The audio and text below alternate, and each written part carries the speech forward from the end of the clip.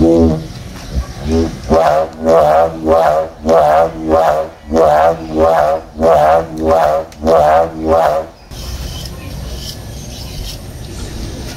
magandang araw mga kalitar. Ngayong araw nga pala gagawa tayo ng isang sumba. So simple lang yung sumba natin mga kalitar.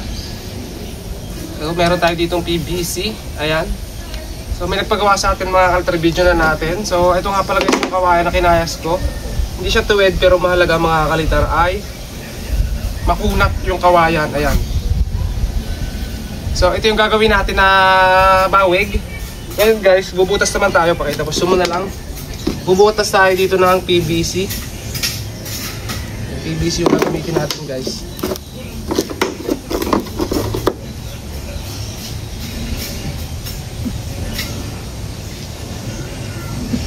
Pakita mo na lang yung zoom.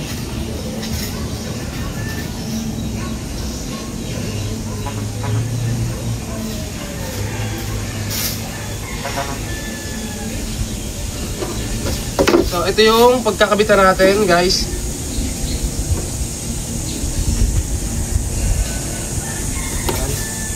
So dito gagawin natin mga kalitar, bubutasin natin. Pero tandaan mo natin dito, ayan.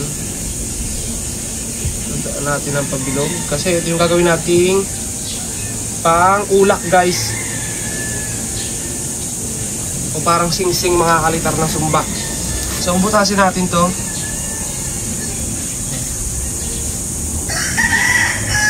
Ginagamit yung guys na pambutas nga pala dito sa ating sumba ay tare. Kasi medyo matilos to at matalas din.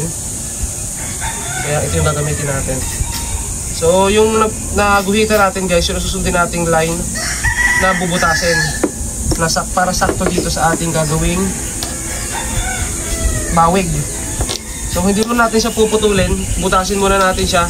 Kasi kapag pinutol nyo agad to, mahirap magbutas mga kalitar kasi wala kayong kakapitan.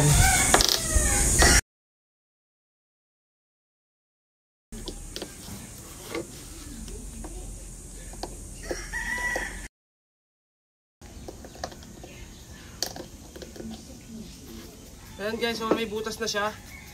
Kita naman dyan mga kalitar. Sukatin ngayon natin dito. Ayan, kung kasya na. Kapag hindi pa kasya, ayan, sakto na pala mga kalitar. So sakto-sakto yung butas natin kasi ginuhitan natin siya mga kalitar. Ayan, kita naman yung guhit natin. Hindi dapat lalagpas doon mga kalitar. Tapos ngayon naman lalagariin na natin. So gamit tayo mga kalitar na lagaring bakal.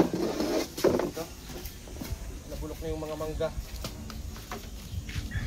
So puputulin naman natin.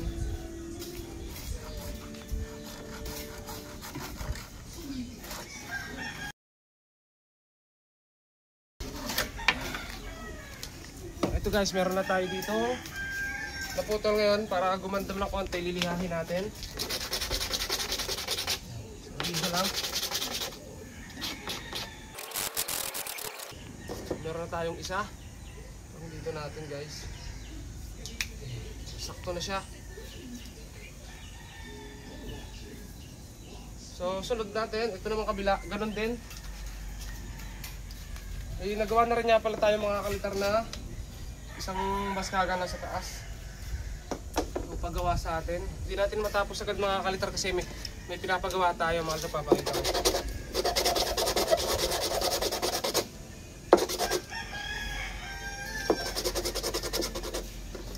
So kung gaano kalaki ito mga kalitar, gano'n dapat kalaki itong kabila. Sukat lang natin dito.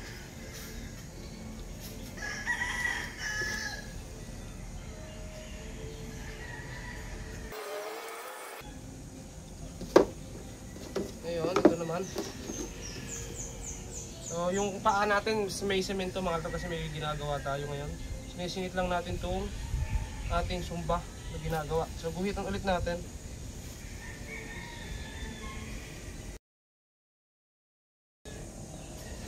Tapos, butasan ulit natin mga kalitar gamit yung tare.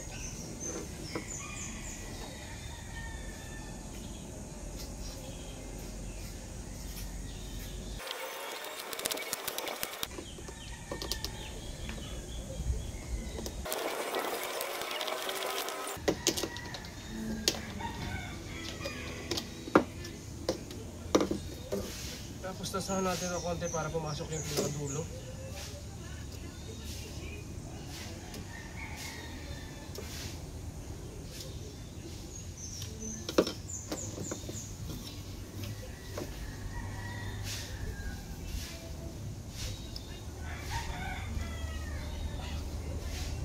Yan mga kantar, saktong-sakto ulit. So nakagawa na tayo ng butas. So ang gagawin naman natin yan mga kantar, puputulin ulit natin. Gamit ng ating lagare.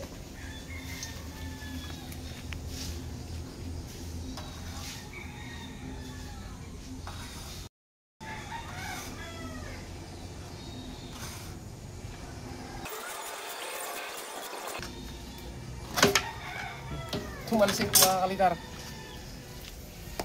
So, ito na yun. Biyahin ulit natin.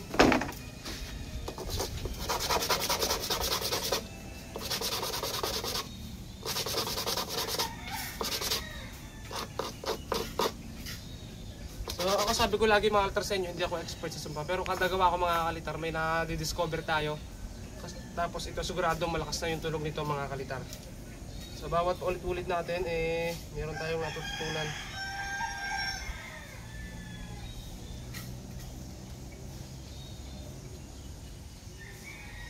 So gagawa naman tayo ngayon ng kailangan natin ng film.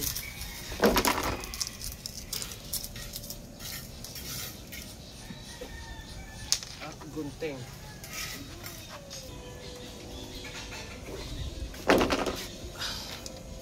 Ngayon naman guys, ito mayroon tayong film. Video mo dito yung film, pakita mo yung film. Yan mga kaltar yung ginagamit natin sa patunog o ating sumba film. So gupit tayo guys. Medyo malapad yung gugupitin natin para malakas yung tunog.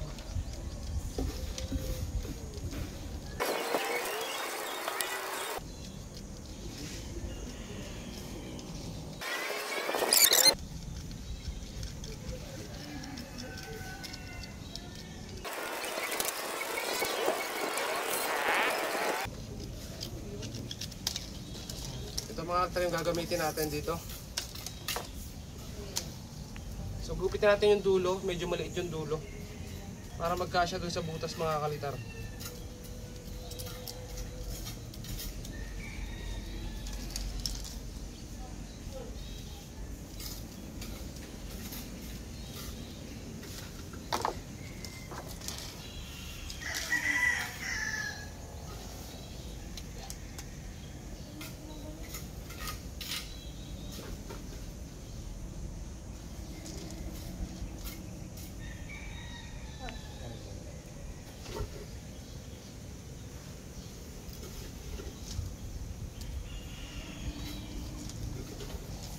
Guys, tapos pagpasok mga kaltar ganun lang. So ang patong dito muna sa ibabaw.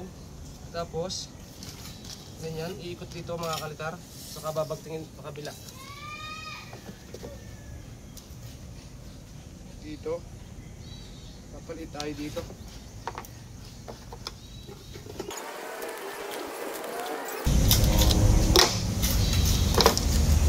Tapos punutin natin. Dito.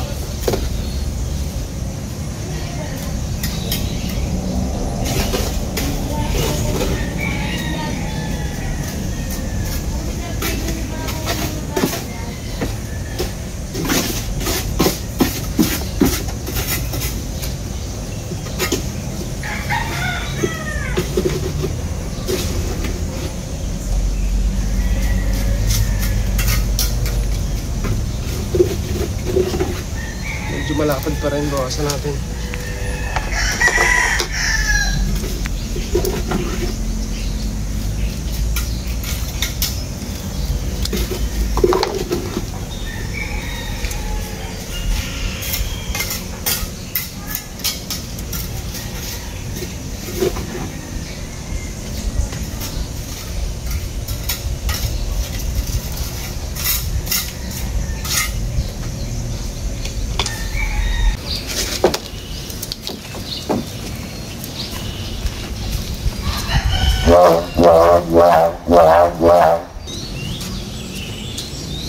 Sumak-sumak na yung kabila.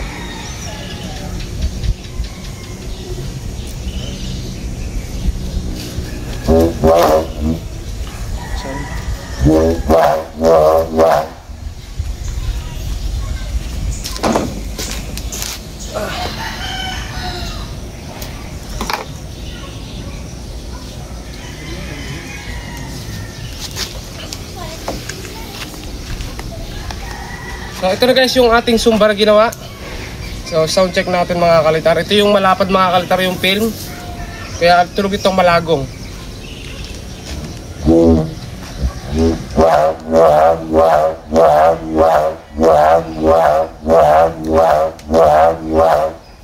So ayan guys yung ating ginawang sumba.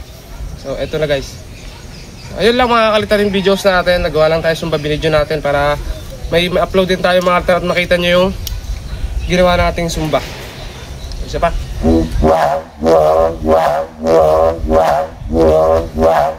Okay. So ito nga pala mga kalitar yung pinapagawa pa natin. Ayan.